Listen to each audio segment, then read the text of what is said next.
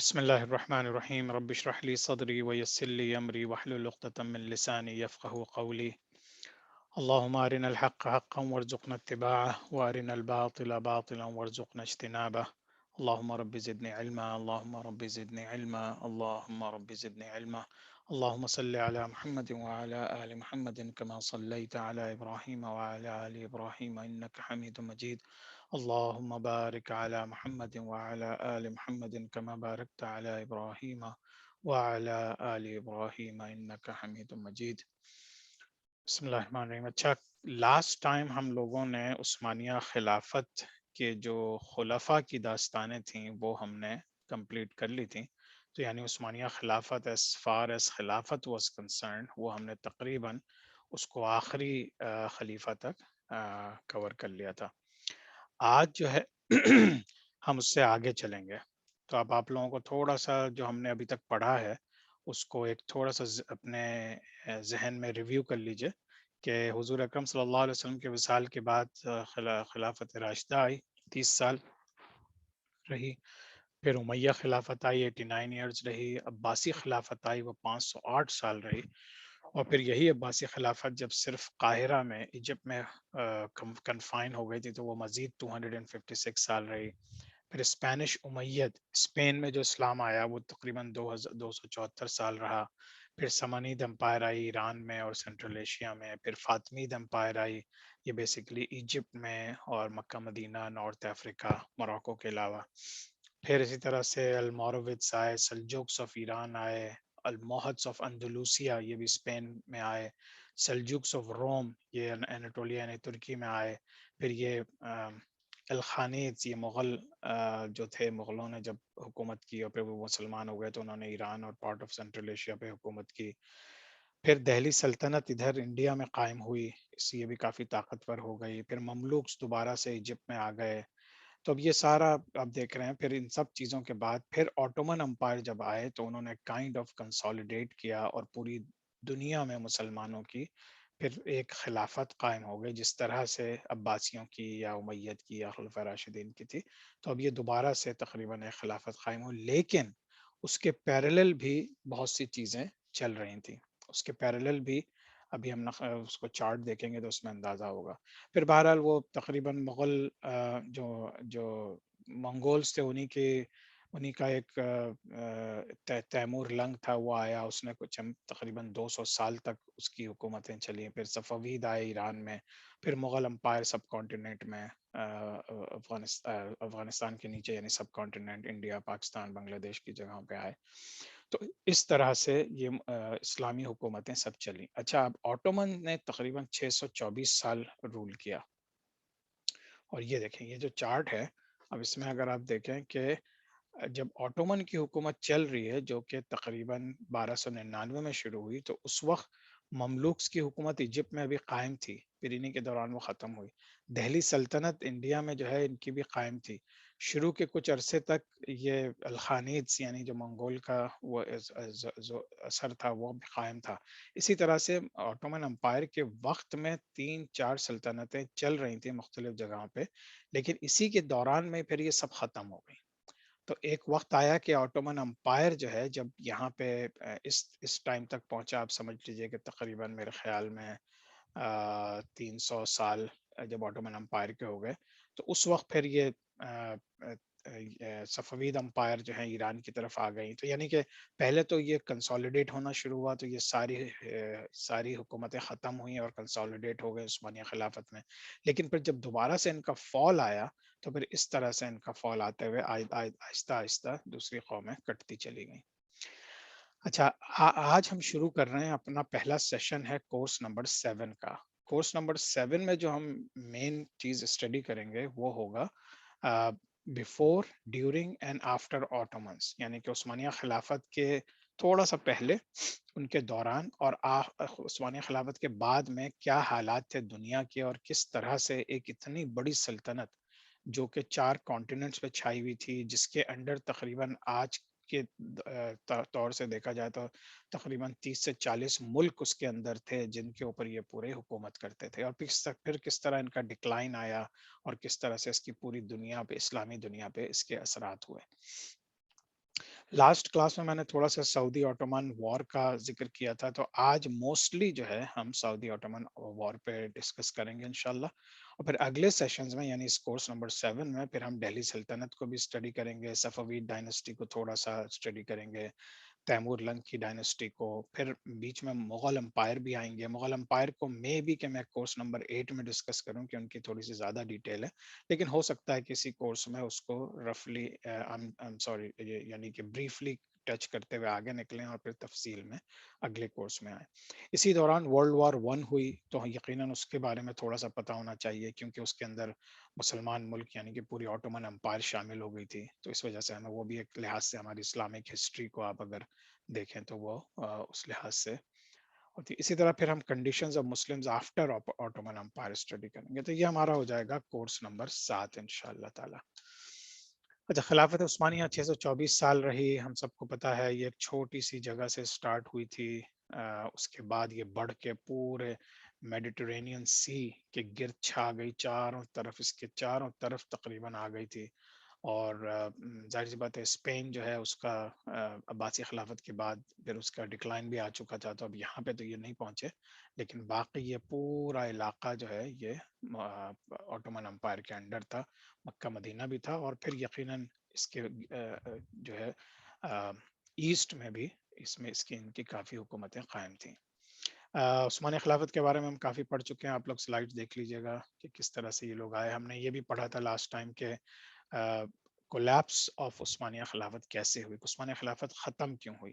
اس وقت تک برٹش کا بہت اثر ہو چکا تھا، اور برٹش جو ہیں وہ ظاہر سی بات ہے کیپٹلسٹک پوائنٹ آف ویو سے چیزوں کو دیکھتے تھے، وہ ہر چیز میں جو فلاحی کام تھے مسلمانوں کے، جو حضور اکرم صلی اللہ علیہ وسلم کے زمانے سے چلے آ رہے تھے، وہ سب فلاحی کام ان کے لحاظ سے ایک ویسٹ آف ریسورسز تھا، ویسٹ آف منی تھا، تو انہوں نے جو اوقاف کا سسٹم تھا اس کو ختم کیا، انہوں نے انٹرسٹ بیس بینکنگ کی، سود لگا دیا بینک پہ، جس کی وجہ سے ایک اکانومی ڈس بیلنس ہونا شروع ہوئی۔ ماڈرنسٹ فقہ آ گیا، تو اس میں جو لوگ ذرا اپنے آپ کو روشن خیال گردانتے تھے، ان لوگوں نے اسلام کو توڑنا مروڑنا شروع کر دیا اور فقہ کے ایشوز کو اٹھائے تاکہ مسلمان میں آپس میں لڑائیاں ہوں۔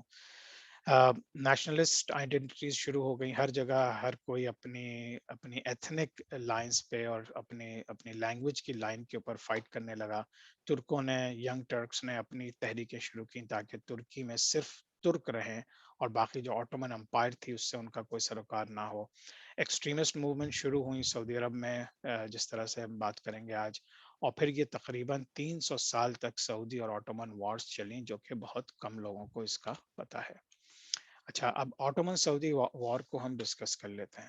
یہ چیز بہت دھیان سے سننے والی ہے، اور یہ بہت کرٹیکل ہے، بہت کنٹروورشل ہے، بہت سی چیزیں ہم لوگوں کو پتہ ہے، نارملی بہت سی چیزیں مجھے بہت ڈیپلی ریسرچ کر کے پتہ چلیں، تو اور یہ ساری چیزیں وہ ہیں جو تاریخ میں کم مینشن ہیں، اور اس کی وجوہات بھی ہم بیان کریں گے انشاءاللہ۔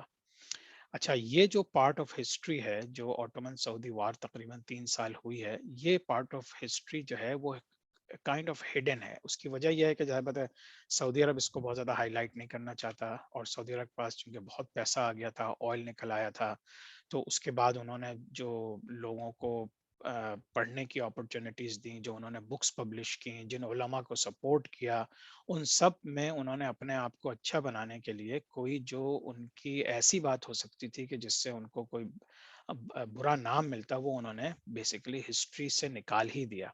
اب آگے آئندہ والے لوگ جو بھی اب ساری دنیا ایک کیپٹلسٹ موڈ میں چل رہی ہے، جس کی لاٹھی اس کی بحث، جس کے پاس پیسہ ہے وہ ہر چیز کر سکتا ہے، تو اس طرح سے جو ہسٹری کی بکس میں نکلی، پھر ان کا گٹھ جوڑ امریکہ اور برٹش سے بھی تھا، تو اس وجہ سے انہوں نے ان کے ہاں بھی جو اس قسم کی کتابیں لکھی جاتی تھیں ان کو اتنی پروموٹ نہیں کی، تو بہرحال یہ حصہ تاریخ کا ہم لوگوں سے چھپا رہا۔ اچھا، اب عثمانیہ خلافت کا جب کولیپس ہو گیا تو اس کے بعد جو ہے یعنی کہ مینلی جو سعودی عرب اور مکہ مکرمہ مدینہ منورہ سے ترکوں کو جب نکالا گیا ہے، تو وہ سعودی موومنٹ چل رہی تھی، یعنی کہ آل سعود کے جو لوگ تھے، محمد ابن سعود، ان لوگوں سے جنگ ہوئی تھی، اور یہ جنگ تقریباً 2-3 دفعہ ہوئی۔ After the collapse of Ottoman. ہٹے یہاں سے۔ اچھا، آپ لوگ اپنا میوٹ کر لیں پلیز۔ بلکہ ایک سیکنڈ میں ذرا، ٹھیک ہے. تو دوبارہ تو پھر ان کی تقریباً 2 مین جنگیں ہوئیں جس میں سعودی آل سعود نے جو ہے وہ قبضہ کر لیا تھا مدینہ منورہ مکہ مکرمہ پہ، لیکن پھر دوبارہ سے عثمانیہ خلافت نے قبضہ کیا. تو یہ جب تیسری دفعہ وہ آئے، پھر اس تیسری دفعہ وہ برٹش کی فل فورس کی مدد کے ساتھ آئے، لارنس آف عربیہ جو بہت مشہور کیریکٹر ہے اس کے ساتھ آئے. تو پھر انہوں نے فائنلی عثمانیہ خلافت کو وہاں سے بے دخل کر دیا. اچھا، ایک ینگ اسکالر تھے محمد ابن عبد الوہاب، ان کا بھی ذکر بہت ضروری ہے، کیونکہ اگر ان کا ذکر نہیں ہوگا تو بہت سی چیزیں پھر ہمیں اس پارٹ آف دا ورلڈ کی سمجھ میں نہیں آئیں گی، جس کے نام پہ پھر بہت سے لوگوں کو وہابی بھی کہا جاتا ہے. یہ تقریباً 1700 سینچری کی بات ہے، 1700 میں. اور ان کی اپنی ایک فلسفی تھی، ایک اسلامک تھی، ایک اسکالر تھے، علم حاصل کیا تھا. اور نجد یعنی آپ سمجھ لیے سعودی عرب کا جو ریاض کا اور اس کا قریب قریب کا علاقہ ہے، وہاں پہ ظاہر سی بات ہے کہ عثمانیہ امپائر تھی، عثمانیہ خلافت تھی، لیکن یہ کہ وہ اتنے زیادہ ڈومینیٹڈ نہیں تھے. اور دوسری جو ان کی جو سرداریاں تھیں یا ان کی جو میجر چیزیں تھیں وہ دوسرے علاقوں میں تھیں، تو یہ علاقہ تھوڑا سا چھپا ہوا تھا. اور اس میں پھر چھوٹے چھوٹے قبیلے تھے. اب آپ لوگ ذہن میں اپنے یہ حضور اکرم صلی اللہ علیہ وسلم کے اور قریش کے اور مکہ مدینہ کے حالات سوچیں تو وہ سب کچھ قبیلوں میں بٹا ہوا تھا، اور اسی لحاظ سے پھر جنگیں ہوئی. اسی لحاظ سے جب قبیلوں کو فتح کر لیا جاتا تھا تو پوری قوم اور پورے لوگ اس کے ساتھ آ جاتے تھے. تو محمد بن عبد الوہاب اسی ایک اسکالرلی فیملی، ہمبلی فیملی تھی، امام احمد بن حنبل کے ماننے والے تھے، اور اس فیملی میں وہ پیدا ہوئے. لیکن ان کے ذہن میں تھوڑا سا جو لوگ ہوتے ہیں نا کہ دین کو بہت کلوزلی اسٹڈی کرتے ہیں، تو انہوں نے ٹریول بھی کیا دنیا میں، زیادہ تر مختلف دنیا میں کے ملکوں میں گئے، لیکن زیادہ تر سیریا اور مدینہ منورہ میں انہوں نے وقت گزارا. اور پھر وہ جب دوبارہ اپنی کمیونٹی میں آئے تو انہوں نے یہ محسوس کیا کہ اس وقت بہت زیادہ بدعات شروع ہو گئی تھیں، یعنی انوویشنز. یعنی کہ جس طرح ہم لوگ ہیں کوئی بدعت شروع ہو جاتی ہے تو ہم لوگ بھی اس چیز کو بہت برا مانتے ہیں اور ماننا چاہیے، کیونکہ حضور اکرم صلی اللہ علیہ وسلم کی حدیث ہے کہ جس نے اللہ کے دین میں کوئی نئی چیز شروع کی اور تو وہ یعنی کہ وہ اس کا ٹھکانہ جہنم ہے. تو اس وجہ سے جو بدعات جو ہیں، کیونکہ ایک اور چیز اب یاد کریں کہ عثمانیہ خلافت میں شروع سے ہی تھوڑا سا صوفیزم تھا، یعنی وہ لوگ اسپرچول جو کنیکشن اللہ سے تھا، جو ان کے عقائد تھے وہ تھوڑے سے ڈفرینٹ ہوتے چلے گئے، جس کے اندر پھر تھوڑی سی ایکسٹریمزم آ گئی، یعنی کہ ان کے واقعی کچھ بدعات ایسی شروع ہو گئی تھیں، انوویشن شروع ہو گئی تھی کہ جس کو ختم کرنا ضروری تھا. لیکن محمد ابن عبد الوہاب جو ہیں، جب انہوں نے اس کو پورا ایز این ایفرٹ لے کے، ایز اے تحریک لے کے انہوں نے کام کرنا شروع کیا.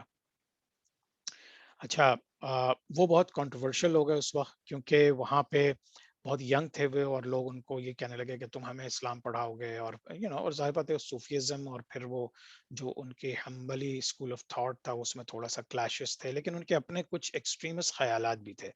تو ایسا نہیں تھا کہ جو ہے عثمانیہ خلافت میں ہر چیز غلط ہو رہی تھی، بدعات شروع ہو چکی تھیں اور وہ ان کو روکنا ضروری تھا.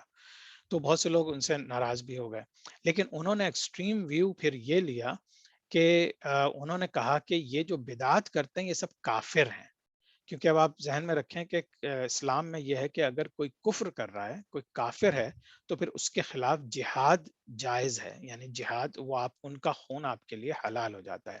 تو اب یہ ایک بہت بڑی سمجھے موومنٹ تھی کہ انہوں نے پورے عثمانیہ خلافت کو کافر کہہ دیا. کون تھے یہ؟ محمد ابن الوہاب، محمد عبد الوہاب ابن عبد الوہاب. تو اب اس میں جو ہے بہت سی کنٹروورسی شروع ہوئی. اب ان کو لوگوں نے وہاں سے نکال دیا تو یہ باہر گئے، اپنا یہ گھومتے رہے، لیکن ان کا چونکہ ذہنی طور پہ یہ بہت کمیٹڈ تھے اپنے ایفرٹ سے، تو انہوں نے پھر اپنا تلاش کیا کہ مجھے کہاں سے سپورٹ مل سکتی ہے.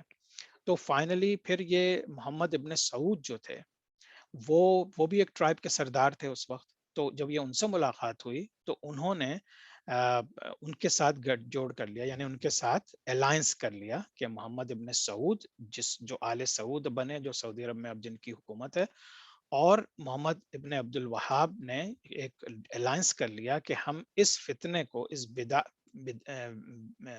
بدعات کے فتنے کو اور یہ انوویشن کے فتنے کو ہم مل کے ختم کریں گے. اچھا اب ان 1744 میں یہ پیکٹ ہوا ابن عبد الوہاب اور محمد ابن سعود کا کہ ہم لوگ ایک نئی اسٹیٹ فاؤنڈ کریں گے جس کے اندر صحیح سے اسلامک ٹیچنگز ہوں گی، بدعات نہیں ہوں گی، پیور جو عقیدہ ہے وہ صحیح استعمال ہوگا اور یہ ساری چیزیں. اب یہ ضابط یہ ایک عقیدے کا ایشو تھا جو محمد ابن عبد الوہاب کا تھا، اور محمد ابن سعود جو تھا وہ بیسیکلی چونکہ سردار تھا قبیلے کا اور اس کو حکومت چاہیے تھی تو وہ ان کے ساتھ مل گیا. اب یہ پولیٹیکل الائنس تھا، یعنی کہ محمد ابن سعود کی طرف سے کوئی ایسا وہ نہیں تھا کہ ہم اسلام قائم کرنا چاہتے ہیں یا چیزوں کو، لیکن چونکہ بہرحال سعودی عرب میں جو قبائل تھے، زیادہ تر جو مسلمان قبائل تھے، ان کا رہن سہن، نماز پڑھنا اور اسلام کے مین عقائد کے اوپر یقین رکھنا اور نماز، روزہ، حج، زکوٰۃ سب کرتے تھے. تو یہ پولیٹیکل الائنس ہو گیا. اچھا اب انہوں نے یہ کہا کہ ہم دونوں ایک دوسرے کی مدد کریں گے اور آہستہ آہستہ یہ جو چھوٹے چھوٹے جگہوں کو فتح کرنا شروع کریں گے، بالکل اسی طرح جس طرح آپ سمجھے مسلمانوں نے جو ہے وہ قریش کے اور دوسرے قبائل کو فتح کرنا شروع کیا تھا اور اسلام کی دعوت دی تھی. تو یہ اپنے آپ کو اسی طرح سے سوچ رہے ہیں، خاص طور سے محمد بن عبد الوہاب، کہ اب ہم اسلام کو ریوائیو کر رہے ہیں. اسلام کو چینج کر دیا گیا تھا اور بدعات بہت زیادہ شروع ہو گئی تھی، تو اب ہم اسلام کو ریوائیو کر رہے ہیں. اب ان کے ذہن میں یہ ہے. اچھا اور یہ اگریمنٹ جو ہے اگر آپ لوگ غور سے سوچیں تو یہ اگریمنٹ آج تک چل رہا ہے. تو اس میں اگریمنٹ بیسیکلی یہ ہوا تھا کہ محمد ابن سعود جو ہیں وہ پولیٹیکل لیڈر ہوں گے، یعنی کہ بادشاہ، پریزیڈنٹ، پرائم جو بھی ہے، جو بھی حکومت ہوگی اس کے مالک محمد ابن سعود ہوں گے. اور جو ریلیجس ایسپیکٹ ہوگا پورے امپائر کا یا پوری ان لوگوں کا، ان کے اوپر عبد الوہاب، محمد ابن عبد الوہاب کے ان کی اور ان کے خاندان کی جورسڈکشن رہے گی. تو یہ دو چیزیں آپ ذہن میں رکھیں. اچھا یہ ایگریمنٹ آج اس لیے چلا آ رہا ہے کہ آج بھی جو سعودی عرب میں حکومت ہے وہ آل سعود کی ہے، اور جو گرینڈ مفتی ہیں وہ محمد ابن عبد الوہاب کے خاندان سے ہیں، عبد الوہاب. اور ان کو آل شیخ بھی کہا جاتا ہے، فیملی آف شیخs. تو یہ آل شیخ اسی لیے کہا جاتا ہے کہ اس وقت سے محمد ابن عبد الوہاب کی جو فیملی ہے وہاں سے یہ اسکالرز چلے آ رہے ہیں جو آج تک وہاں پہ گرینڈ مفتی کہلاتے ہیں. اب حالات چینج ہوئے ہیں، بادشاہت تھوڑی سی ڈومیننٹ ہو گئی ہے اور مفتیوں کا جو رول ہے وہ تھوڑا سا کنٹروورشل ہو گیا ہے کہ وہ صرف وہی فیصلے دیتے ہیں جو بادشاہ کہتا ہے ان سے. لیکن بہرحال سمبولک وے میں دیکھا جائے تو یہ دونوں حکومتیں اپنی اپنی جگہ پہ آج بھی قائم ہیں. اچھا بعض لوگ ایسے بھی تھے جنہوں نے سوچا کہ یہ جو الائنس ہوا ہے یہ بالکل ڈیولش الائنس ہے، یہ یعنی کہ دو ایکسٹریمسٹ مل گئے ہیں اور وہ آپس میں مل کے صرف اور صرف ان کا مقصد عثمانیہ خلافت کو ختم کرنا ہے. اب دونوں طرف مسلمان ہیں، ادھر بھی دونوں مسلمان ہیں، ادھر بھی عثمانیہ خلافت ہے جس نے راج کیا ہے پوری دنیا پہ، جو اسلام کو واقعی اس کے صحیح معنوں میں انہوں نے شروع میں جب آئے تھے، بعد میں ان کے اندر بھی بہت سی پرابلمز آئیں، چینجز آئے. لیکن بہرحال ان کو کافر کہہ دینا، کم از کم میرے اپنے ریسرچ کے لحاظ سے ان کو کافر کہہ دینا بہت ایکسٹریم تھا. اور یہ کہ ان کے اندر جو بدعات تھی وہ ہمیں ماننا چاہیے کہ وہ بدعات غلط تھیں. تو جب انہوں نے تکفیر موومنٹ چلائی، یعنی ان کو کافر کہہ دیا، تو انہوں نے تمام قریب قریب کے قبائل کو جمع کیا اور انہوں نے آفیشیل جہاد ڈکلیئر کر دیا. یعنی کہ اب عثمانیہ خلافت کے خلاف جہاد ڈکلیئر ہو چکا ہے ریلیجس لیڈرز کے تھے. اب اس میں بہت سے لوگوں نے جوائن کیا اور انہوں نے کہا تھا کہ یہ جو بدعات ہیں یہ شرک ہیں، اور شرک جو ہے اسلام میں حرام ہے. اور پھر جیسے ہی کوئی شرک کرنے والا ہوتا ہے اور وہ ڈومیننٹ ہو تو پھر اس کا خون آپ پر حلال ہو جاتا ہے. تو اس وجہ سے جہاد، عثمانیہ خلافت کے خلاف جہاد ڈکلیئر ہو گیا. اچھا اب انہوں نے کیا کیا کہ جب جہاد ڈکلیئر ہو گیا تو آپ کو پتا ہے جو عام عوام ہوتی ہے جو بہت زیادہ پڑھی لکھی نہیں ہوتی یا جو ریلیجس مائنڈ رکھتی ہے، اب ظاہر ہے اس نے گرینڈ مفتی نے اگر جہاد ڈکلیئر کر دیا اور پھر آل سعود یا محمد ابن ابو سعود کی جو فیملی ہے، اس کے بچے ہیں اور اس کا پورا جو قبیلہ ہے وہ سب مل کے عثمانیہ خلافت کے خلاف اب فائٹ کر رہے ہیں، تو اس میں بہت سے قریب قریب کے ٹرائبس نے بھی حصہ لینا شروع کر دیا. اور اس وقت بھی جو ہے مکہ مکرمہ مدینہ منورہ میں جو مختلف ٹرائبز ہوتے تھے وہ حکومت کرتے تھے. اور لیکن یہ کہ وہ عثمانیہ خلافت کے گورنرز ہوتے تھے. یعنی کہ اس زمانے میں کیا تھا، اتنی بڑی خلافت تھی، پوری دنیا میں پھیلی ہوئی تھی، تو اس زمانے میں یہ کانسیپٹ تھا کہ آپ ایک ایک علاقے کا گورنر بنا کے بھیج دیتے تھے، جو گورنر رپورٹ کرتا تھا خلیفہ کو، اور پھر گورنر جو ہے وہ انٹرنل معاملات وہاں کے وہ دیکھتا تھا. تو مکہ مکرمہ مدینہ منورہ میں بھی عثمانیہ خلافت کے گورنر موجود تھے. اب لیکن یہ کہ چونکہ ان کی ایک تحریک نہ صرف ایک فوجی تحریک تھی بلکہ ایک اسلامی تحریک بھی تھی ان کے پوائنٹ آف ویو سے. تو 1803 میں اب دیکھیے وہ وقت گزر گیا. 1744 کی ہم نے بات کی تھی نا پہلے. 1744 میں سارا پیکٹ الائنس ہوا, آہستہ آہستہ انہوں نے قبضے کرنے شروع کیے. اب 1803 میں اب دونوں کا انتقال ہو چکا ہے. عبد الوہاب بھی انتقال کر چکے ہیں اور ابن محمد بن ابن سعود بھی انتقال کر چکے ہیں. اور سعودیز نے جو ہے اس وقت جا کے مکہ مکرمہ کو قبضہ کر لیا 1803 میں. یعنی اب انہوں نے چھوٹے چھوٹے قبیلوں کو قبضہ کرتے کرتے کرتے اب انہوں نے عثمانیہ خلافت کے خلاف مکہ مکرمہ میں قبضہ کر لیا, اور پھر اسی طرح فائٹ کرتے رہے, اور 3 سال کے بعد پھر انہوں نے مدینہ بھی فتح کر لیا. تو یہ تقریباً 4 سال تک جو ہے مطلب مکہ 4 سال تک, اور پھر مدینہ تقریباً 1 سال یا کچھ سالوں تک ان لوگوں کے پاس رہا. لیکن پھر عثمانیہ خلافت نے ریٹیلیٹ کیا, اور انہوں نے غالباً ایک کوئی پاشا تھا, اس کو انہوں نے دوبارہ بھیجا, اور اس کو پھر دوبارہ سے عثمانیہ خلافت کی حکومت آ گئی تھی. یہ پہلی اسٹیٹ تھی جو قائم کی تھی سعودیوں نے, اور ان کے ساتھ مل کے 300 سال کے اندر, کیونکہ تیسری جب اسٹیٹ قائم کی تھی تب وہ ان کی آج تک اسٹیٹ قائم ہے. لیکن پہلی قائم ہوئی ٹوٹ گئی, دوسری قائم ہوئی ٹوٹ گئی, پھر تیسری انہوں نے قائم کی. لیکن انہوں نے مسلمانوں کے اوپر بہت زیادہ ہارش وے میں کیا. یعنی جو عثمانیہ خلافت کے اندر نارملی اپنی زندگیاں گزار رہے تھے ان لوگوں کو کافر کہا, ان کو ٹارچر کیا, اور پھر ان کو یعنی کہ جب کافر کہہ دیا تو پھر ان کے خلاف ہر قسم کے ظلم و ستم ان لوگوں نے کیے. تو اس سائٹ پہ یہ آل سعود اور محمد ابن عبد الوہاب کے جو لوگ تھے ماننے والے, وہ سب اس میں پھر ظلم کرنے کا شکار ہو گئے دوسروں کے اوپر. اچھا, اور ضابطہ ریزسٹنس تو ہوتی تھی, اور حج اور عمرہ جو ہے انہوں نے کیا کر دیا تھا. اچھا, اب اس عثمانیہ خلافت والوں نے کیا گڑبڑ کر دی تھی کہ انہوں نے حج اور عمرہ صرف صوفیز یا ان کے اسکول آف تھاٹ کو جو ماننے والے تھے ان تک قید کر دیا تھا, کہ اس کے علاوہ جو لوگ دوسرے خیالات کے ہیں ان کو حج اور عمرہ کرنے کی اجازت نہیں تھی.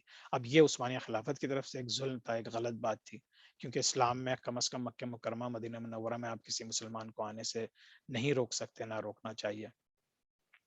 اور عثمانیہ خلافت کے آلریڈی انٹرنل افیئرس سے ہم پڑھ چکے ہیں کہ جانیساریز کی ریبیلین تھی, اور پھر جانیساریز نے ایک زمانے میں 10-15 سال تک تقریباً انہوں نے حکومت کی, اور انٹرنل اتنے ایشوز تھے کہ عثمانیہ خلافت جو ہے مکہ مکرمہ اور مدینہ منورہ ان کے پاس اس وقت ایک فوج تھی, صرف 1000 لوگ تھے اس کے اندر, اور باقی جو ہیں وہ دوسرے محاذ پہ لڑ رہے تھے, دوسرے محاذ پہ جو فتنے شروع ہوئے تھے ان کو کرٹیل کرنے کی کوشش کرتے تھے. اچھا, پھر 1818 میں جو عثمانیہ خلافت کا جو گورنر تھا ایجپٹ میں, محمد علی پاشا, ہاں یہ اس کا نام تھا, اس نے پھر یہ ایجپٹ سے آیا اور اس نے سعودی جو اسٹیٹ بن چکی تھی مکہ مدینہ, اس کو دوبارہ فتح کر لیا. تو 1818 میں اب دوبارہ فتح ہو گیا مکہ مکرمہ مدینہ منورہ بائے آٹومنز. پھر تقریباً 6 سال یہ چیز چلی, لیکن 6 سال کے بعد اچھا, ان 6 سالوں میں کیا ہوا کہ بہت سے سعودی یا جو اس ذہنیت کے تھے یا اس اسکول آف تھاٹ کے تھے ان لوگوں کو نکال دیا گیا تھا مکہ مدینہ سے. اب وہ لوگ چھپ گئے تھے کہیں جا کے, لیکن یہ کہ وہ لوگ اپنے طور سے, کیونکہ ان کے دل میں یہ تھا کہ بدعات کے خلاف کام کرنا ہمارا دینی فریضہ ہے, تو وہ اس کے اوپر کام کرتے رہے. اور پھر انہوں نے دوبارہ سے نجد کی طرف گئے, اور وہاں انہوں نے اپنی سعودی اسٹیٹ دوبارہ بنا لی. اب یہ کانفلکٹ چل رہا ہے, ہم اسٹڈی کر رہے ہیں عثمانیہ خلافت کے آخری 300 سال, اور ہم صرف خلفاء پہ کانسنٹریٹ کر رہے ہیں, لیکن پیچھے پیچھے یہ ریبیلین چل رہی ہے جس کا بہت زیادہ اگین ہسٹری میں ذکر نہیں آتا. تو 1834 میں اب یہ دوسری اسٹیٹ قائم ہو گئی, جو پھر تقریباً 1891 تک رہی. تو یہ کافی عرصے چلی اس کے بعد.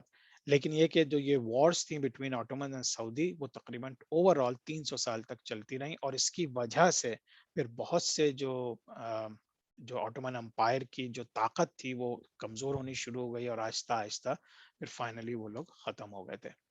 اچھا, اب اس موقع پہ ایک سوال اٹھتا ہے کہ why we don't know much about the two earlier states. اب اس میں ظاہر بات ہے لوگوں کے اپنے خیالات ہیں, لوگوں کے ویوز ہیں. تو میں نے 2-3 اسکالرس کو پڑھا, 2-3 کتابوں میں ڈسکس کیا, تو یہ ساری چیزیں اب کنٹروورشل ہیں. تو اس کو ہم بہرحال ہسٹوریکل پوائنٹ آف ویو سے ہمیں پتہ ہونا ضروری ہے, لیکن حقیقت صرف اللہ تعالیٰ جانتا ہے. یا یہ کہ اگر کوئی بہت زیادہ ریسرچ کرے, ایک صاحب ہیں جنہوں نے اس ٹاپک پہ بہت زیادہ ریسرچ کی, ایک عالم ہے, اسکالر ہے, انڈیا اور پاکستان میں دونوں پاپولر ہیں. انہوں نے کافی اس پہ اسٹڈی کر کے پھر اپنا سمجھیں وائٹ پیپر لکھا تھا, اس کے اندر سے یہ ساری چیزیں ہمیں پتہ چلی ہیں. اب جیسے سعودی حکومت جو ہے وہ اپنے آپ کو, چونکہ وہ تاریخ جو جس وقت ظلم کی تاریخ تھی یا جو انہوں نے غلط کام کیے تھے, اس کو چھپا کے وہ اپنے آپ کو ہیروز آف اسلام بتاتے ہیں, اور ایز ماڈریٹ سلفیز. اب ہم تھوڑا سا سلفیوں پہ بھی ذکر کریں گے, کیونکہ اب دیکھیے سلفی جو اسکول آف تھاٹ شروع ہوا اس کی بھی ایک ہسٹری ہے, لیکن اب سعودیوں نے چونکہ اب دنیا میں اپنا نام رکھنا تھا, تو انہوں نے اپنے آپ کو ماڈریٹ سلفی کے لحاظ سے انٹروڈیوس کرایا, اور تاکہ وہ دوسرے ریلیجنز یا دوسرے اسکول آف تھاٹس کی بھی رسپیکٹ کریں, اور تاکہ پھر دنیا میں ان کو ریٹیلیشن نہ ہو دوسرے مسلمانوں کی طرف سے. اچھا, سعودی عرب میں حجاز اینڈ نجد یعنی کہ سینٹرل ایریا جہاں ریاض وغیرہ ہے, اور حجاز یعنی مکہ مکرمہ, مدینہ منورہ, طائف وغیرہ, تو یہ اب برٹش کی حکومت آنی شروع ہو گئی. آپ کو پتا ہے وہ انڈیا میں تو بہت پہلے سے گھس چکے ہیں, اور اب یہ اس طرف ورلڈ وار اب شروع ہو رہی ہے. ورلڈ وار میں انفارچونیٹلی عثمانیہ خلافت نے جرمنی کا اور آسٹریا ہنگری کا ساتھ دیا, اور جس پر یہ لوگ ورلڈ وار ہار گئے تو مسلمان بھی ہار گئے. تو اس کے بعد پھر برٹش نے اور فرانس نے اور پھر اٹلی نے اور رشیا نے, ان لوگوں نے پھر ان کے سارے حصے بکھرے کر کے بانٹ دیے تھے. تو اب یہ سب ذہن میں رکھیں. تو ورلڈ وار کے بعد جو ہے وہ انہوں نے, برٹش نے ان سے یہ وعدہ کیا تھا سعودیوں سے. سعودی ضابط ہم سب کو پتا ہے کہ سعودیوں کی مدد برٹش نے کی تھی, ادروائز وہ عثمانیہ خلافت کو وہاں سے ہٹا نہیں سکتے تھے, کیونکہ ان کی بہرحال جو بھی تھی طاقت تھی اچھی. تو انہوں نے سعودیوں سے یہ وعدہ کیا تھا کہ اگر تم ہماری مدد کرو گے عثمانیہ خلافت کو ختم کر دینے میں, تو ہم پھر حجاز یعنی سعودی عرب کا جو مین علاقہ ہے وہ ہم سعودی فیملی کو گفٹ کر دیں گے, یعنی کہ پھر وہ اپنے اس پہ حکومت کریں, بادشاہت کریں, ڈیموکریسی کریں, جو جی چاہے کریں, اور ان کے ساتھ جو ان کی دوسری پرابلمس تھیں ان کو ہم وائٹ واش کر دیں گے, یعنی ان کو سب بھلا دیں گے. اچھا, یہ پھر سعودی عرب بن گیا جب انہوں نے وہ گفٹ کیا برٹش نے ورلڈ وار 1 کے بعد. تو اب یہ سعودی عرب تقریباً 1932 میں سعودی عرب آزاد ہو گیا, یا سعودی عرب کے اندر حکومت تو تقریباً کافی پہلے سے 10 سال پہلے سے چل رہی تھی, لیکن 1932 میں آفیشیلی سعودی عرب جو ہے دنیا کے نقشے پہ آ گیا.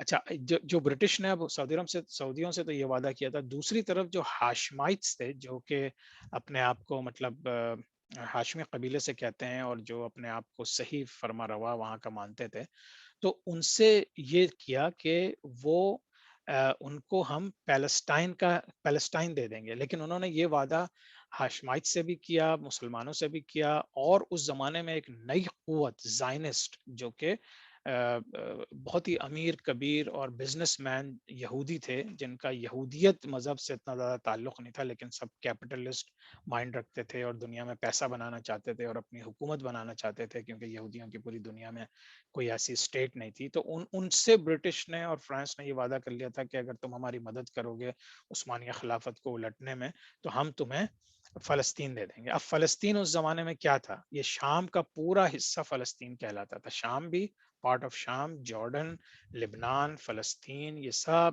شام کا علاقہ تھا. تو لیکن یا اس کو فلسطین بھی بولتے تھے کہ یہ پورا فلسطین تھا. تو انہوں نے یہ وعدہ کر لیا تھا. اب انہوں نے کیا کیا کہ اب وہ شرمندہ ہوئے کہ اب ہم کیا کریں, جنگ تو جیت گئے, ان لوگوں نے ہماری مدد کی, اب ہم فلسطین کس کو دیں گے. تو پھر انہوں نے جارڈن کا حصہ ہاشمائٹس کو دے دیا, جو آج کا جارڈن ہے, اور جو فلسطین کا دوسرے حصے تھے, خاص طور سے یہ جروسلم اور یہ سارے علاقے, یہ انہوں نے بیسیکلی یہودیوں کو دے دیے, لیکن اس کو انٹرنیشنل زون رکھا. یعنی اس طرح نہیں کہا کہ بس یہ یہودیوں کا ہے. تو یہ آہستہ آہستہ ان کی گروتھ ہوئی ہے. پھر ہم ڈسکس کریں گے, بیلفور ڈکلیریشن ہوا اور اس میں پھر یہودیوں نے وہاں آباد کاریاں شروع کی. انہوں نے کہا تھا انٹرنیشنل زون ہے, کوئی بھی یہاں آ کے رہ سکتا ہے. تو یہودیوں نے کیا کیا کہ پوری دنیا سے یہودی موو ہونا شروع ہو گئے وہاں پہ, اور پھر انہوں نے اتنی بڑی تعداد میں وہاں موو ہو گئے کہ اب جب کوئی پلیبسائٹ ہوتا ہے یا الیکشن ہو یا کچھ ہو, تو وہاں مین جگہ رہنے والے یہودی بہت زیادہ ہو گئے. تو انہوں نے پھر مسلمانوں کو مار مار کے نکالنا شروع کیا آہستہ آہستہ, اور پھر وہ جو کھیل کرتے ہیں, جو ٹرکی طریقے ہوتے ہیں, چونکہ ساری ویسٹ کی پاورز ان کے ساتھ ملی ہوئی تھی, تو انہوں نے پھر اس طرح سے فلسطین کا وہ حشر ہوا جو آج بھی ہو رہا ہے, اور آہستہ آہستہ یہ ورڈ اس میں جا رہا ہے. لیکن جارڈن کو الگ کر دیا، لبنان کو الگ کر دیا، یہ چھوٹی چھوٹی اسٹیٹ بنا دی، ان کے اندر اپنے پپٹس لوگ لے آئے. آپ کے جو جتنے بھی آپ کو نظر آتے ہیں نا یہ انکلوڈنگ سعودی عرب، جارڈن، بحرین، آپ کے کویت، ان سب جگہوں کو الگ کر کے چھوٹے چھوٹے میں ڈیوائڈ کر کے اور ان کے اوپر ایسے لوگوں کو بٹھا دیا جو آلریڈی ان کے مقروض تھے کہ انہوں نے یعنی برٹش نے ہمیں توفتاً یہ ساری چیزیں دی ہیں تو وہ برٹش کے خلاف کیسے جا سکتے تھے. تو یہ ہے ہمارے مسلمانوں کی تاریخ جس کی وجہ سے پورا عرب جو ہے اس نے بیسیکلی اپنے آنر کو، اپنی عزت کو، اپنی آزادی کو گروی رکھ دیا تھا. تو وہ اب کیسے آزاد ہوں وہاں سے؟ تو یہ ہے جو چیزیں ہمیں بہت سے مسلمانوں کو آج پاکستان میں خاص طور سے سمجھ میں نہیں آتی، جس کی وجہ سے ہم سمجھتے ہیں کہ یہ جو عرب کنٹریز ہیں they should lead us religiously, لیکن حقیقتاً دیکھا جائے تو ان کے پاس کوئی یعنی کہ ریزن نہیں ہے اس بات کا کہ کس بات پہ ان کو لیڈرشپ دی جائے. باقی اللہ تعالیٰ بہتر جانتا ہے. اور پھر ظاہر سی بات ہے اب ہم چونکہ تاریخ کا ایک حصہ اڑا دیا گیا ہے، اور تاریخ جو ہے وہ بہت ہی میں جب سے ہم لوگوں نے تاریخ اسلام کی کلاس شروع کی میں آپ لوگوں کو بتاتا ہوں کہ تاریخ جو ہے وہ بیسیکلی مورخ کے قلم سے لکھی ہوئی چیزیں ہیں. اب ایک مورخ جو ہے اس کی آلریڈی باعث ہے کسی ایک سائٹ پہ تو وہ اس کے بارے میں بہت بڑا چڑھا کے لکھتا ہے اور حقیقت کو دبا دیتا ہے. اسی طرح سے دوسرے سائٹ کے جو لکھنے والے ہیں وہ یہی کام کرتے ہیں. تو ہمیں تاریخ کو صحیح سے پڑھنے کے لیے ہم صرف ایک کتاب پڑھ کے یا ایک مورخ کی باتیں سن کے ہم اپنا مائنڈ میک اپ نہیں کر سکتے. تو اس وجہ سے جب بھی آپ کو دنیا کی کسی بھی ہسٹری کو اسٹڈی کرنا ہے تو آپ کو 2 3 4 ڈفرینٹ سائٹس کی کتابیں پڑھنی ہوگی، ریسرچ کرنی ہوگی، اور ایکچوئل جو ڈاکیومنٹیشن ہے وہ دیکھنی ہوگی. اس کے بعد پھر آپ اپنا کوئی ذہن تیار کر سکتے ہیں کہ ہاں ہمیں ہسٹری کا میجرلی حصہ ہمیں پتہ ہے جو صحیح ہے.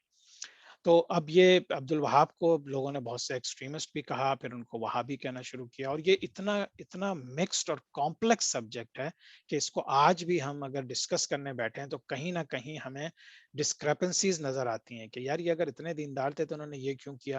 لیکن یہ کہ دوسری طرف لوگ اتنے زیادہ بدعات اور انوویشن میں لگ گئے تھے، ان کو ختم کرنے کے لیے کوئی ایفرٹ تو ضروری تھی.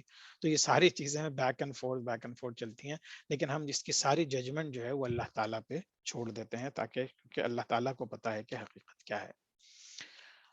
لیکن یہ کہ ہمیں یہ پتہ ہے کہ آپ کسی مسلمانوں کو کسی مشرک سے، کافر سے مل کے ختم کر دینا یہ ایک ایتھیکلی اور یہ جسٹیفائڈ نہیں ہے. تو یہ ہم مانتے ہیں کہ جو سعودیوں کی الائنس تھی آل سعود کی شروع میں اور برٹش سے، اور جس کی وجہ سے انہوں نے عثمانیہ خلافت کو ختم کی، تو زیادہ تر مسلمان اسی اس پر ہیں کہ یہ چیزیں غلط ہوئی تھی. اور یہی جو ہے مین ریزن جو بنا وہ بیسیکلی ایک یہ بھی تھا جس کی وجہ سے خلافت چلی گئی، اور جس کو پہ پورا عالم اسلام اس بات کو سوچ کے روتا ہے، تکلیف ہوتی ہے کہ ہماری اتنی بڑی خلافت تھی جو دنیا میں ختم کر دی گئی. اور یہ بہت بڑی پلاننگ سے ہوئی، یہ یورپین کنٹریز نے مل کے کی. اور پھر ہم اب دیکھ رہے ہیں کہ آج بھی جو ہے سعودی کو جو ان کے جو الائنس ہے وہ امریکہ سے ہے، برٹش سے ہے، تو یہ ان کے خلاف کوئی کام نہیں کر سکتے، بلکہ اب ان کی جو کلوزنس ہے وہ مزید بڑھ رہی ہے. تو یہ کوئی نئی چیز نہیں ہے. اگر ہم سوچیں کہ یار اچانک سے سعودی عرب جو ہے امریکہ کے ساتھ کیسے کھڑا ہو گیا یا یوں، ان کی تو یہ پچھلے 300 سال سے جو ہے 400 سال سے یہ الائنس چلی آ رہی ہے. انہوں ہی نے تو ان کو ملک بنا کے دیا تھا، تو یہ ان کے خلاف کیسے جا سکتے ہیں؟ تو یہ بہت سوچنے والی بات ہے. اچھا، اب ایک چیز اور ہے جو بہت امپورٹنٹ ہے، وہ یہ ہے کہ اس زمانے میں جب محمد ابن سعود نے جب الائنس کی، اور ان کی جو آرمی تھی، جو قبائلی آرمی تھی، وہ بہت اچھے دیندار، لوئل اور اللہ کے لیے لڑنے والے، جہاد کو تصور کر کے جہاد کو لڑنے والے لوگ تھے. تو ان کو وہ کہلاتے تھے اخوان. لیکن یہ یاد رکھیں کہ یہ اخوان وہ نہیں ہے جو اخوان المسلمین ایجپٹ سے شروع ہوا. یہ بس اخوان کہلاتے تھے، یعنی بردرہڈ، یعنی بھائی ہیں. یہ ہم سارے جو لڑ رہے ہیں اسلام کو ریوائیو کرنے کے لیے، ہم سب کا ایک بردرہڈ قائم ہے. تو اور بہت سنسیئر اور لائل تھی. لیکن ایک تاریخ میں یہ بھی آتا ہے کہ جب ان لوگوں نے، جب انہیں اندازہ ہوا، جب سعودیز کو حکومت ملی اور انہوں نے دیکھا کہ ان کا کوئی ارادہ اسلام کو قائم کرنا نہیں ہے، کیونکہ ان کا ایک محمد ابن عبد الوہاب کا ایک ڈریم تھا کہ جو ہے یہ دمشق سے لے کے یمن تک یہ پورا اسلامی مملکت قائم کریں گے. تو جب ان آرمی والوں کے اخوان کو اندازہ ہوا تو ان لوگوں نے ریبیل کر دیا، یہ جو سعودی لیڈرز تھے ان کے خلاف. تو اس وجہ سے پھر یہ بھی تاریخ میں آتا ہے، بہت ہی سیڈ فیکٹ ہے لیکن بہرحال تاریخ کی کتابوں میں لکھا ہوا ہے کہ انہوں نے پھر اس پوری آرمی کو ایک رات میں مروا دیا تھا. اب یہ بہت ہی ڈارک فیکٹ ہے لیکن یہ کہ یہ آپ کو کہیں بھی نہیں ملے گا، کیونکہ جتنی زیادہ اسلام کی اشاعت ہوئی مدینہ یونیورسٹی سے اور پھر مدینہ منورہ اور مکہ مکرمہ اور پھر پوری دنیا میں جو سعودی عرب نے فنڈنگ کی، ظاہر بات ہے یہ ہسٹری کا پارٹ وہ لوگ بیان نہیں کرتے، لیکن تاریخ کا یہ حصہ ہے کہ وہ ان لوگوں نے ان اخوان کو، ان لوئل لوگوں کو جنہوں نے ان کی مدد کی تھی، ان سب کو مروا کے ایک نارمل آرمی بنا دی جو کہ ٹریڈیشنل آرمی کہلاتی ہے، کہ جن کی بس دین ایمان کچھ نہیں ہوتا، بس جو بادشاہ یا حکمران کہیں گے وہ ان کے پیچھے چلنا ہے. اور یہ ساری کارستانی، ساری کار فرمائی جو ہے یہ ہمارے دوسرے امریکہ اور برٹش اور فرانس اور جو یورپین پاورز تھیں، یہ ان کی بیک پہ سب کچھ ہو رہا ہے. اس چیز کو بہت کلیئرلی اپنے ذہنوں میں بنا لیں تاکہ اللہ تعالیٰ ہمیں جو ہے انشاء اللہ تعالیٰ آنے والے وقتوں میں ہمیں اس چیز کا فائدہ اس لحاظ سے ہو کہ پھر اگر حق اور باطل کی جنگ شروع ہو اور دونوں طرف مسلمان ہوں تو ظاہر سی بات ہے ہم نیوٹرل تو نہیں رہ سکتے، ہمیں کسی کا تو ساتھ دینا ہے. ہم یہ نہیں کہہ سکتے کہ یار دونوں طرف مسلمان ہیں اس لیے جو پہلے ہو گیا ہم ان کے لیے کچھ نہیں کہہ سکتے، لیکن اگر ہمارے وقت میں اگر دو فورسز سامنے آ گئیں تو اللہ کی طرف سے ہمیں حکم ہے کہ ہم حق کا ساتھ دیں. حق کا ساتھ دینے کے لیے ہمیں تلاش کرنا ہوگا، ہسٹری پڑھنی ہوگی، دیکھنا ہوگا کہ کس کے عزائم کیا ہیں، کس کا مینیفیسٹو کیا ہے، اس لحاظ سے پھر ہم آگے بڑھیں گے. اس وجہ سے اسلامک ہسٹری پڑھنا بہت ضروری ہے ہر بچے کے لیے، ہر مرد عورت کے لیے. تو 1932 میں اب سعودی آفیشلی ریکگنائز ہو گیا اور وہ تقریباً 1922 سے رول تو کر رہے تھے لیکن اب آفیشلی دنیا کے نقشے پہ آ گیا. 1938 میں وہاں پہ اب اچھا کیونکہ امریکہ سے یہ دوست تھی برٹش سے تو ان کے پاس تو اتنے ریسورسز نہیں تھے، یہ سعودی حکومت بہت غریب تھی.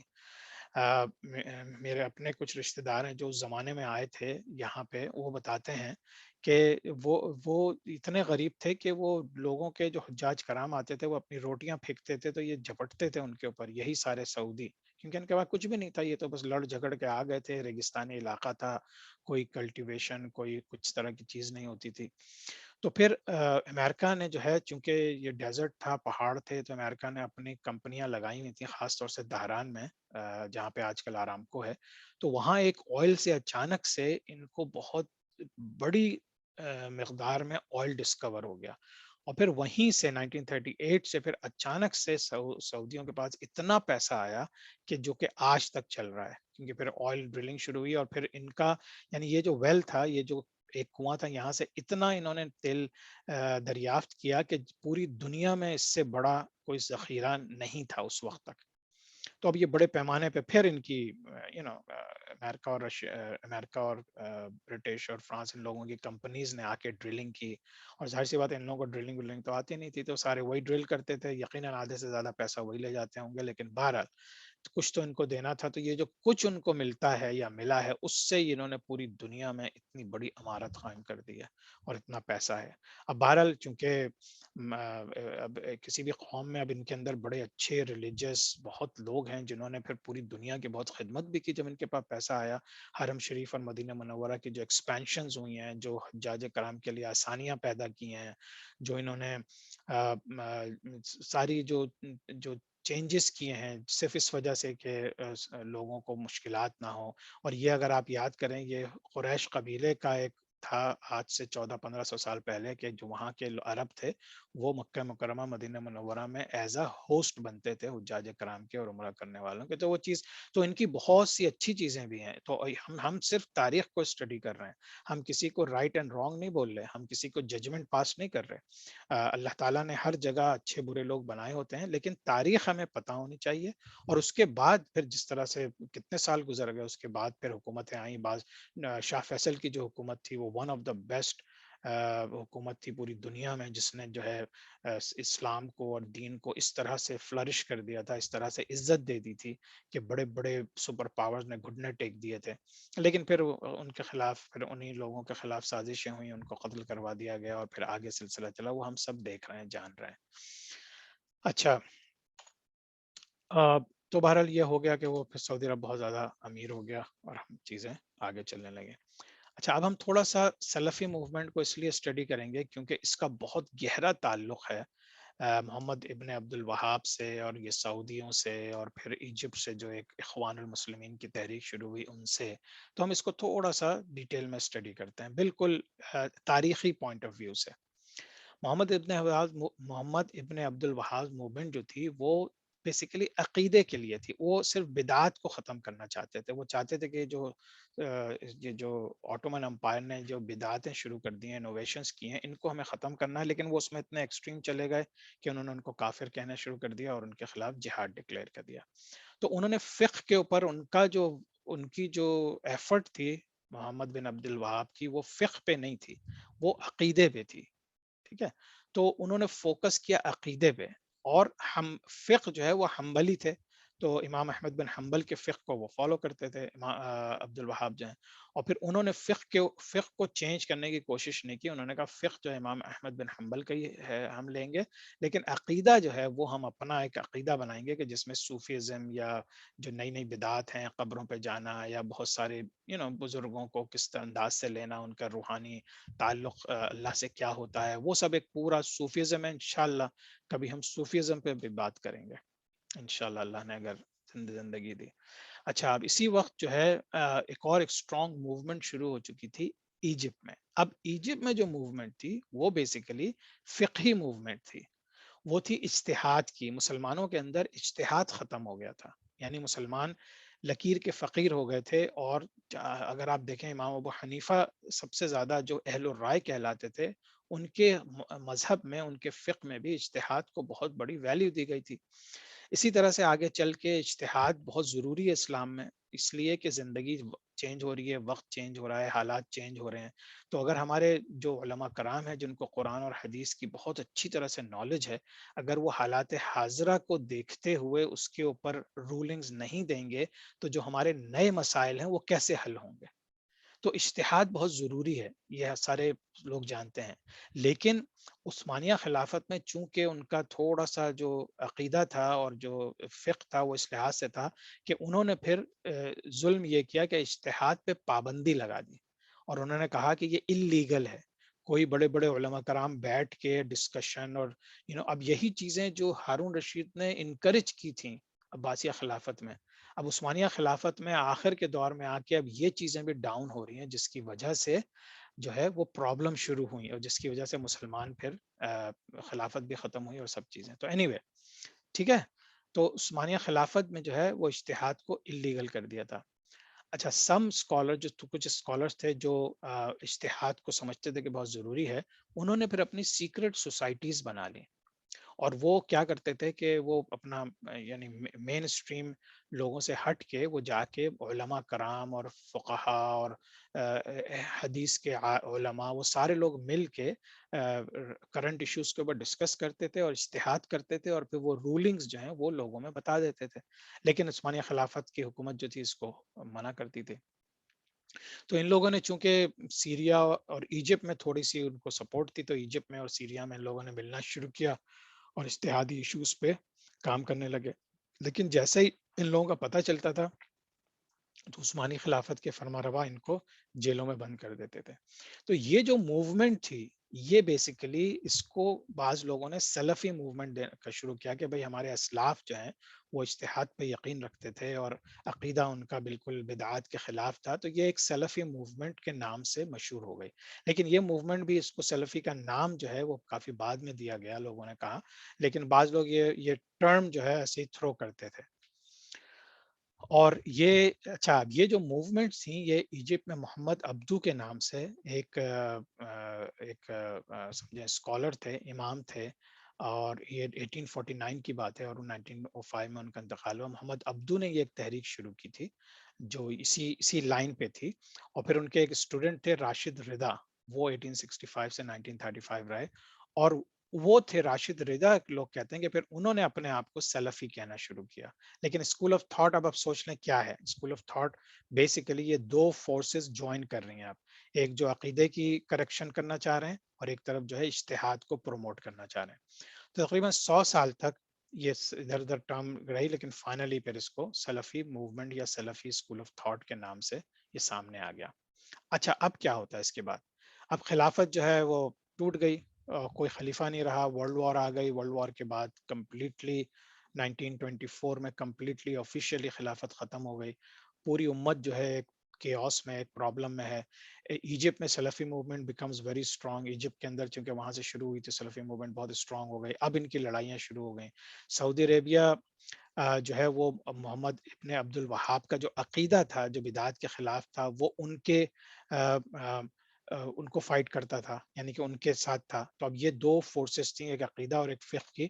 تو پھر جب انہوں نے جوائنٹ وینچر کیا تو وہ پھر بعد میں یہ دونوں مل کے سلفی کہلائے. سو سعودی نیڈس علماء. اچھا، اب سعودی عرب میں جب انہوں نے ٹیک اوور کر لیا ساری چیزوں کو، اب انہیں وہاں سے اسکالر چاہیے.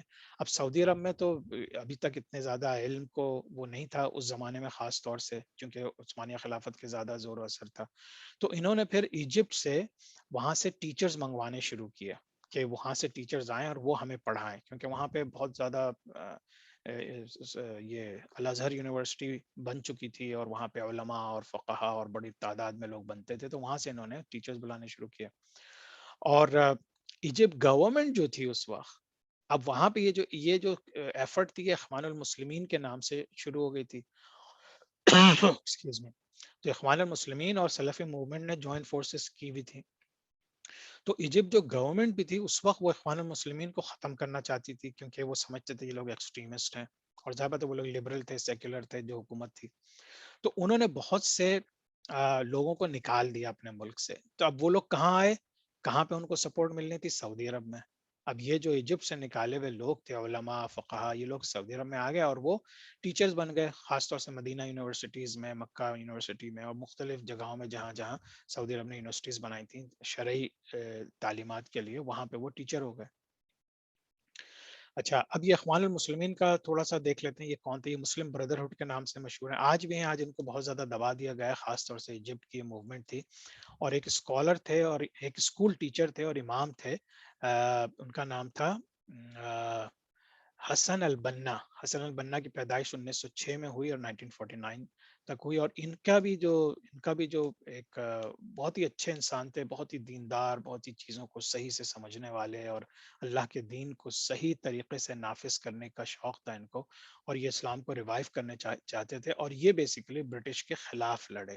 اب ظاہر سی بات ہے، جو آدمی بھی، اب سعودی لوگ برٹش کے خلاف نہیں لڑے بلکہ اب ان کی مدد سے عثمانیہ خلافت کو ختم کیا. لیکن یہ جو موومنٹ تھی، یہ پھر برٹش اور دوسرے جو ویسٹ پاورز تھے ان کے خلاف لڑے، اور انہوں نے کہا یہی لوگ ہمارے دین کو برباد کرنا چاہتے ہیں، مسلمان کو لڑوانا چاہتے ہیں. لیکن بہرحال تو ان کا یہ اخوان المسلمین کے نام سے ہو گیا، جس کو پھر ویسٹ میں کبھی بھی پسند نہیں کیا گیا. اور اسی وجہ سے ایجپٹ گورنمنٹ کے تھرو پھر ان لوگوں کو ختم کرنے کی بہت بڑی تحریک شروع ہوئی، اور جو پھر بالکل کٹ ڈاؤن ہو گئی. پھر ریسنٹلی جب مورسی وغیرہ آئے تھے تو ان لوگوں نے اس کو اخوان المسلمین کو بہت بڑھایا، اور بلکہ یہ لوگ لیجٹ طریقے سے الیکشن بھی جیت گئے. لیکن پھر فوجی حکومت آ گئی اور انہوں نے ان کو الٹ کے جیل میں ڈال دیا اور پھر ان کا انتقال ہو گیا. تو بہرحال یہ ایک سب تاریخ کا حصہ ہے. اب سعودی عرب میں دو گروپ ہیں. ایک سلفی گروپ ہے جو ایجپٹ سے آیا ہوا ہے، اور وہ اجتہاد کو ریوائیو کرنا چاہ رہے ہیں، اور چاہ رہے ہیں کہ قرآن و سنت کی طرف ہم واپس چلے جائیں. ابن عبد الوہاب جو ہیں وہ عقیدے کو فکس کرنا چاہ رہے ہیں، وہ بدعات اور انوویشنز کو ختم کرنا چاہ رہے ہیں. تو اوور آل ان دونوں کا جوائنٹ وینچر شروع سے بھی ہوا تھا، لیکن اب ان کا بیسیکلی یہ لوگ مل کے اب اس کو اوور آل سلفی موومنٹ بولنے لگے. تو 20 سے 23 سال میں پھر یہ ایک گروپ بن گیا. آہستہ آہستہ آہستہ آہستہ ان کی جو وہ تھے، ان کی جو ایفرٹس تھیں، ان کی جو کوششیں تھی، تحریک تھی، وہ تقریباً ایک پلیٹ فارم پہ آ گئی. اچھا، اب سعودی عرب کی یونیورسٹیز، اب دیکھیں یہ سب چیزیں اس لیے امپورٹنٹ ہے، میں بار بار کہہ رہا ہوں کہ اگر آپ کو دین کے معاملات، فقہ اور یہ سب چیزیں سمجھنی ہیں تو آپ ہسٹری کو پڑھے بغیر کچھ نہیں سمجھ سکتے. آپ اگر اپنے آپ کو حنفی کہتے ہیں تو آپ کیوں کہتے ہیں؟ آپ نے اسٹڈی کیا ہے حنفی فقہ کو؟ آپ اپنے آپ کو حنبلی کہتے ہیں تو آپ کیوں کہتے ہیں؟ ٹھیک ہے، ہمارے ماں باپ نے جو ہمیں بتا دیا، لیکن اب ہماری ذمہ داری ہے. اس کی وجہ یہ نہیں ہے کہ ہم لڑائی جھگڑا کریں، اس کی وجہ یہ ہے کہ آپ کا زندگی میں ایم یہ ہونا چاہیے کہ جو اللہ کی جس میں رضا ہے ہم اس عقیدے پہ رہیں، اس فقہ پہ رہیں اور اللہ کو خوش کرنے کی بات کریں، اللہ سے کنیکشن کی بات کریں، بجائے اس کے کہ ہم صرف اپنے آپ کو وہابی اور سلفی اور حنفی وغیرہ کہہ کے آپس میں لڑتے رہیں. تو یہ ایک بہت ہی سوچنے کا مقام ہے، خاص طور سے جو ہمارے بچے سن رہے ہیں آج. تو یہ آپ سب کو بہت ہی غور سے یہ سوچنا ہے کہ اپنے آپ کو کوئی لیبل لگانے سے پہلے آپ اسٹڈی کر لیں کہ آپ ہیں کون اور آپ کیوں بول رہے ہیں. تو بہرحال تو اب ایجپٹ میں جو ہے وہ ریوائیو کر رہے ہیں اتحاد کو. سعودی عرب میں بدع کو ختم کیا جا رہا ہے. جب یہ دونوں پورے ایک گروپ بن گئے، اب سعودی عرب کے پاس آئل آ گیا، اب سعودی عرب بہت امیر ہو گیا. اب سعودی عرب کی جو آئیڈیالوجی تھی، جو سعودی عرب کے اندر چیزیں وہ چاہتے تھے، اب انہوں نے کتابیں پبلش کرنا شروع کی، دین کے ان علماء کو سپورٹ کیا جو علماء ان کے اسکول آف تھاٹ کو پسند کرتے تھے، ان کو پیسے دیے، ان کو مکہ اور مدینہ بلا کے ان کو یونیورسٹیز میں ریسرچ اینڈ ڈیولپمنٹ کی اجازت دی، ان کو پیسے دیے، ان کو فنڈنگ دی. تو آپ سوچئے کہ یہ تمام چیزیں پھر بہت تیزی سے، یہ جو سلفی موومنٹ پھر ایک دم سے ایکسپوز ہوئی ہے اور باہر نکلنی شروع ہوئی ہے، یہ بیسیکلی مدینہ یونیورسٹی سے ہوئی. تو مدینہ یونیورسٹی جو بھی پڑھنے جاتا تھا وہ وہاں سے سلفی بن کے آتا تھا. اور لیکن پھر بعد میں پھر لوگوں نے جب اسٹڈی کیا پوری ہسٹری کو، تو پھر لوگوں نے اپنے آپ کو چیک اینڈ بیلنس کرنا شروع کیا. تو اب اس میں اب سلفی موومنٹ جہاں سے شروع ہوئی، اگر دیکھتے حالوں آپ دیکھیں تو اس میں تو بہترین کام تھے، یعنی کہ آپ عقیدہ فکس کرنا چاہ رہے ہیں اور بدعات سے بچنا چاہ رہے ہیں. تو یہ اس طرح کے موومنٹ تو بہت ضروری ہیں، لیکن یہ کہ پھر اس کو آپ کسی ایک لیبل میں لگا کے اور پھر دوسرے لوگوں کو کافر کہنا شروع کر دینا، دوسرے فقہ کو، جس طرح وہ ہوا کہ پوری عثمانیہ خلافت کو کافر کہہ دیا گیا، جہاد ڈکلیئر کر دیا گیا. اس وجہ سے ایک طریقے سے بعض لوگ یہ بھی کہتے ہیں کہ یہ جو دو موومنٹ شروع ہوئی تھیں، یہ ایک تو سعودیوں کا ایشو تھا جنہوں نے عثمانیہ خلافت کو ختم کر دیا، اور ان لوگوں کی وجہ سے عثمانیہ خلافت ختم ہو گئی. اللہ عالم بالثواب. اچھا، تو یہ جس طرح لکھا ہے کہ the history of Salafis is directly linked to Saudi Ottoman war and eventually fall of Ottoman Empire. Medina university میں جو ہے وہ حنبلی فقہ پہلے اسٹڈی کیا جاتا تھا، اور صرف حنبلی فقہ ہوتا تھا، اور کسی فقہ کو وہ لوگ پڑھاتے نہیں تھے. تو جب دوسرے ملکوں سے لوگ وہاں پڑھنے آئے، اب سعودی عرب نے دوسرے لوگوں کو اسکالرشپس دی، پیسہ دیا کہ آؤ ہماری یونیورسٹیز میں پڑھو. تو انہوں نے کہا بھائی ہم تو حنفی ہیں، ہم تو مالکی ہیں، ہم تو شافعی ہیں، ہم پہ حنبلی فقہ کیوں کیا جا رہا ہے؟ تو پھر انہوں نے سوچا کہ یار اچھا، تو اب ہم جو ہے دوسرے فقہ کو ہے، تو پھر انہوں نے سلفی فقہ پڑھانا شروع کر دیا. سلفی کو بھی آپ سمجھ لیجئے کہ فقہ کے طور پہ وہ لیتے ہیں. تو انہوں نے وہ پڑھانا شروع کر دیا. تو اس وجہ سے پھر سعودی عرب میں بہت زیادہ سلفی، چونکہ جو بھی مدینہ یونیورسٹی وغیرہ سے نکلتا تھا اس کو پھر پڑھایا ہی یہی جاتا تھا. بیسیکلی جو ہے پیچھے حنبلی فقہ تھا، لیکن فرنٹ پہ انہوں نے سلفی فقہ کو اس طرح ایڈورٹائزڈ کیا کہ یہ نہیں لگتا تھا کہ خالی حنبلی فقہ پڑھا رہے ہیں. تو اس طرح سے دنیا میں چینجز لائے گئے، اور یہ اس کا ایک پلان تھا، ایک ڈیٹیل تھی.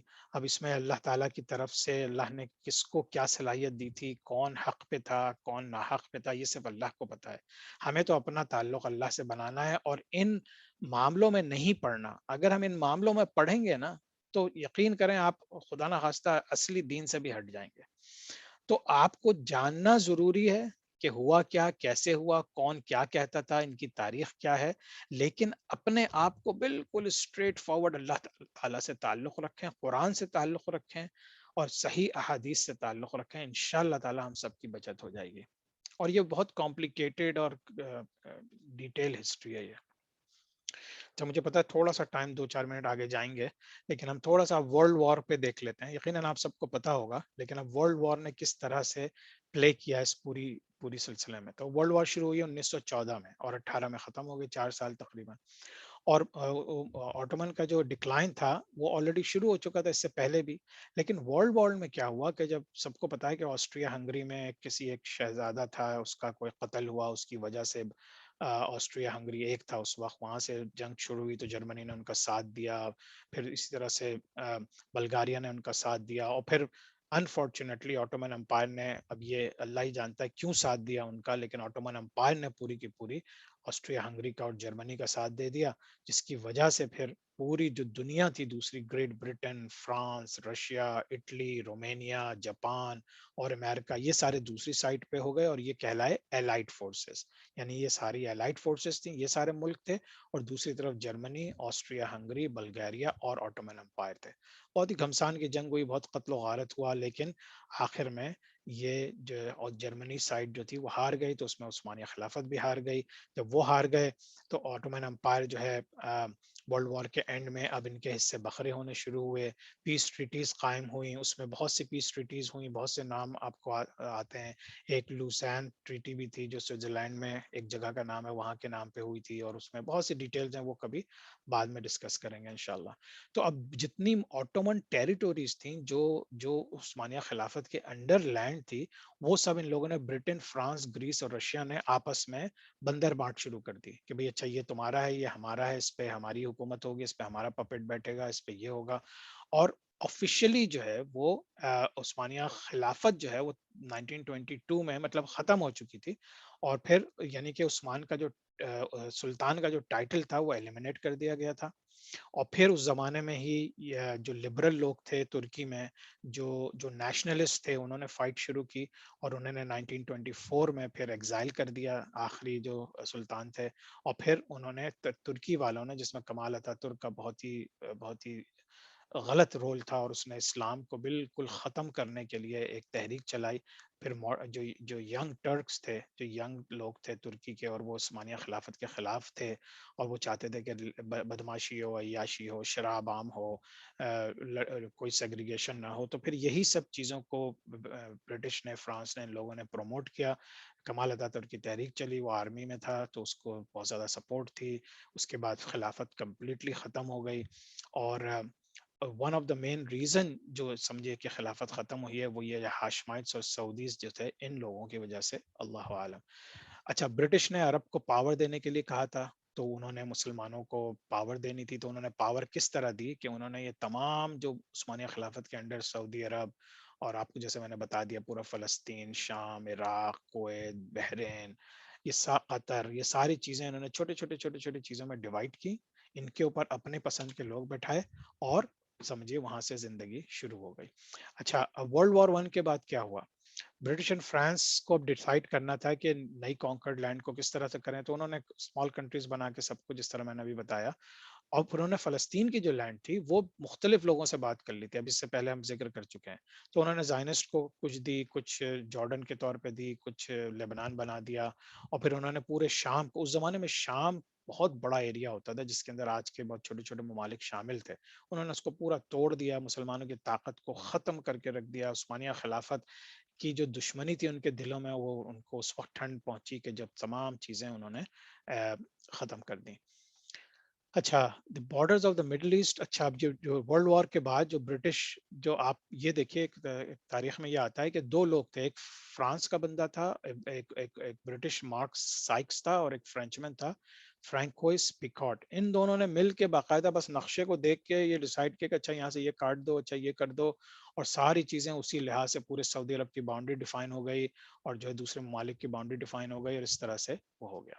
اچھا، بیلفور ڈیکلیریشن، جس کا ڈاکٹر اسرار احمد بھی بہت ذکر کرتے ہیں، یہ بیسیکلی برٹش گورنمنٹ نے 1917 میں فرسٹ ورلڈ وار کے دوران، اس کے اینڈ پہ، اور انہوں نے یہ support establishment of a national home for the Jewish people in Palestine. اس نے یہ ڈکلیئر کر دیا تھا کہ جوش کا کوئی جگہ نہیں ہے، کوئی ان کا لینڈ نہیں ہے. تو اس وجہ سے جو فلسطین میں جو ان کو رہنے کی اجازت دے دی گئی ہے، اور وہ وہاں جا کے اسٹیبلش کر سکتے ہیں اپنی اسٹیٹ بھی، اور پھر ساری دنیا سے یہودیوں کو بلا سکتے ہیں.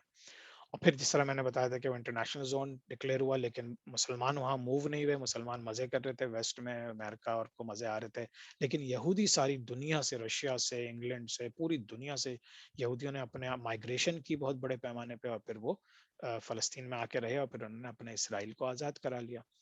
تو یہ تھی سمجھیں ہوا. اچھا، کمال اتاترک جو ہے، کمال اتاترک جو ہے، یہ ہمیں پتا ہے کہ سب سے مین فیکٹر تھا. اس نے مسلمانوں کو بہت نقصان پہنچایا. یہ برٹش سے بہت متاثر تھا، اس کی طرح کی ٹوپی پہنتا تھا.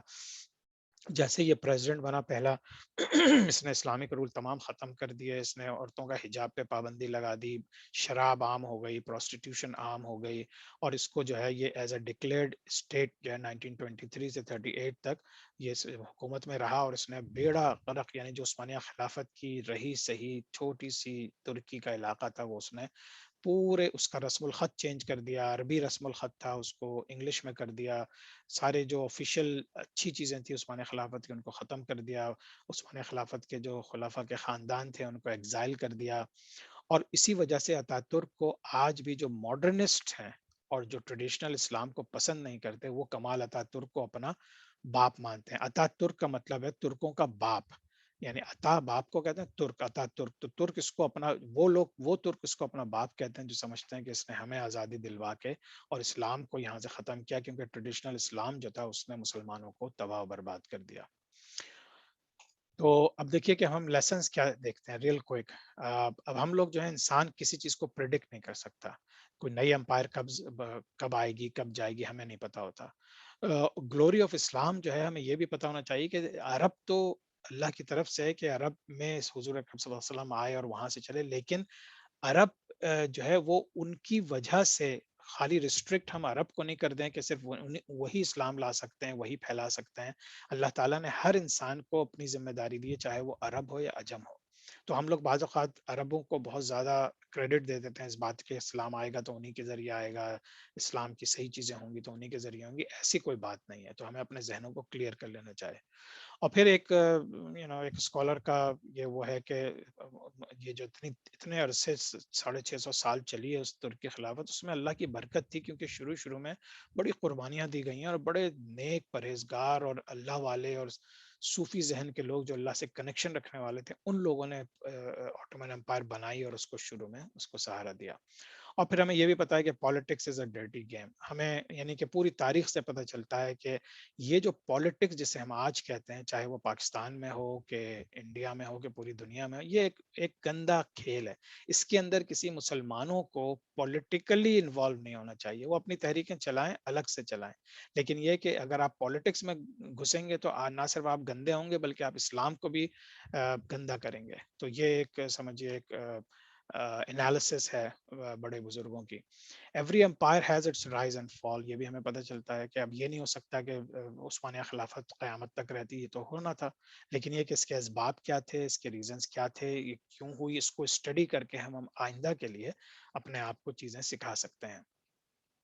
جیسے لوگ کہتے ہیں کہ سافٹ ٹائمز کریٹ سافٹ مین، تو یہ ہوتا ہے کہ جب بہت عثمانیہ خلافت میں سب سولمن دا میگنیفیسنٹ کے دور میں جب بہترین ٹاپ پہ تھے، اس وقت سب پھر ریلیکس ہو گئے، بہت کمپلیسنٹ ہو گئے، انہوں نے جو ہے ترقی کرنا چھوڑ دی، انہوں نے بہت سافٹ یعنی کہ گریٹ لوگ تھے لیکن وہ سافٹ ہوتے چلے گئے، جو رولز اینڈ ریگولیشن تھے ان کو ختم کرتے چلے گئے، اسلام کی جو ویلیوز تھیں ان کو ختم کرنے، تو پھر عجابت ہے ان کو ذلیل ہونا تھا۔ تو ایک وقت آیا کہ ان کو ساری ان کی چیزیں ایفرٹ لیس ہو گئیں، اور پھر دوسرے حالات اور دوسرے جو لوگ تھے، جیسے ینگ ٹرکس تھے، سعودی اسٹیٹ تھی، نیشنلسٹ موومنٹ تھے دنیا میں، ان سب لوگوں نے مل کے پھر اسی امپائر کو کہ جو کسی وقت کس قدر شاندار ہوتی تھی اس کو تہوبالا کر دیا۔ لیکن ہمیں کبھی اپنی ہوپ نہیں کھونا چاہیے، ہم کبھی یہ نہیں سوچیں، ہمیں اپنا سوچنا چاہیے کہ ہم اللہ کی رضا پر ہیں کہ نہیں ہیں، اور اللہ تعالیٰ کے جو فیصلے ہیں ان سے کبھی نا امید نہیں ہونا چاہیے۔ ہو سکتا ہے اللہ تعالیٰ بہت جلد ایک بہت بڑی اسلامک پاور اور کھڑی کر دے، تو لیکن ہم کہاں کھڑے ہوں گے؟ تو یہ میرا آخری میسج آپ سب کو ہے، اپنے لیے بھی ہے، آپ سب کے لیے بھی، کہ دیکھیے تاریخ کے صحیح سائٹ پہ کھڑے ہوئیے۔ اگر ہم لوگ اپنی زندگی میں اتنا مگن ہو جائیں گے، کھانے پینے میں، جاب کرنے میں، ٹی وی دیکھنے میں، مطلب دنیا جہان کی چیزیں ہم کر رہے ہیں، بھی سوچیں نہیں یہ بھی تو دنیا ہے، دنیا بھی تو نبھانی ہے، تو آپ اپنے ایک تو مقصد سے ہٹ جائیں گے، دوسرے جب صحیح وقت آئے گا تو آپ پریشان ہوں گے، آپ سوچیں گے کس کی سائڈ لوں یار، مجھے تو پتہ ہی نہیں ہے کچھ، اور حق کیا ہے اس میں، باطل کیا ہے۔ اور جب حق اور باطل کا موازنہ ختم ہو جائے، آپ کو پتہ نہیں چلے کہ حق کون ہے باطل کون ہے، تو اس سے بڑی بد نصیبی اور اس سے بڑی انفارچونیٹ سچویشن مسلمانوں کے لیے نہیں ہو سکتی۔ تو بہرحال آج کے لیے پھر اتنا ہی، انشاءاللہ اگلے کلاس میں پھر ہم اپنے ٹاپک کنٹینیو کریں گے۔ یہ اس طرح کے ٹاپکس بہت امپورٹنٹ ہیں جو میں ہمیشہ سے سوچتا تھا کہ میں اس میں خود اسٹڈی کروں گا، اور انشاءاللہ جو سمجھ میں آئے گا اپنے لوگوں کو بتاؤں گا۔ آپ لوگ پلیز اس میں سوال ضرور کریں، اور جو ہے اس میں مزید ریسرچ کریں، اور اگر آپ لوگ کوئی نئی انفارمیشن ملتی ہے تو پلیز مجھ سے بھی ضرور شیئر کریں۔ جزاک اللہ خیرا، سبحانک اللہم و بحمدک، نشہد ان لا الہ الا انت، نستغفرک و نتوب الیک۔ السلام علیکم ورحمۃ اللہ وبرکاتہ۔